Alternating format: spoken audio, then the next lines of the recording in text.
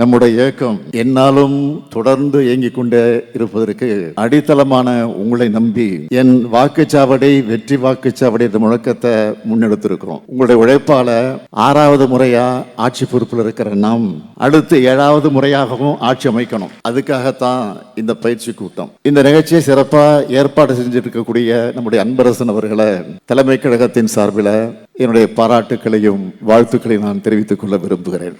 நம்முடைய பொதுச் செயலாளர் அண்ணன் துரைமுருகன் அவர்கள் இந்த கூட்டத்திற்கான அறிவிப்பை வெளியிட்டப்போ திராவிட முன்னேற்ற கழக தொண்டர்களுக்கும் நிர்வாகிகளுக்கும் புதுசா என்ன பயிற்சி தரணும்னு நினைச்சேன். எப்போதும் மக்கள் கூடவே இருந்து பணியாற்றக்கூடிய உங்களுக்கு இந்த பயிற்சி கூட்டம் என்பது எக்ஸாமுக்கு ப்ரிப்பேர் ஆகிற ஸ்டூடெண்ட் எல்லாத்தையும் படித்த பிறகு மீண்டும் ஒரு வாட்டி ரிவிஷன் பண்ணுவாங்கல்ல, அப்படித்தான் இந்த கூட்டம். உங்களுடைய இத்தனை ஆண்டு கால தேர்தல் அனுபவங்களை உழைப்பை உங்களுக்கு அடுத்து வந்திருக்கக்கூடியவர்களுக்கு கற்றுத்தரக்கூடிய அதனை பயன்படுத்தும் காலகட்டம் நெருங்கிடுச்சு. அதிலேயும் 2019ஆம் ஆண்டு முதல் நாம் எதிர்கொண்ட அத்தனை தேர்தல்களையும் மகத்தான வெற்றிகளை பெற்று வரோம். நம்முடைய வெற்றிகள் நம்முடைய எதிரிகளுக்கு கலக்கத்தை ஏற்படுத்தி இருக்கு. 2026 தேர்தலில் நாம தான் வெற்றி பெற போறோம். அன்னைக்கு நியூஸ் ஹெட்லைன்ஸ் என்னன்னா, திராவிட மாடல் 2.0 ஆட்சி தொடங்கியது. இதுதான் ஹெட்லைன்ஸ். இதை நான் ஆணவத்தில் சொல்லலை, உங்க உழைப்பு மேலையும் ஆட்சியின் சாதனை மேலையும் தமிழ்நாட்டு மக்கள் வச்சிருக்கக்கூடிய நம்பிக்கையில சொல்றேன்.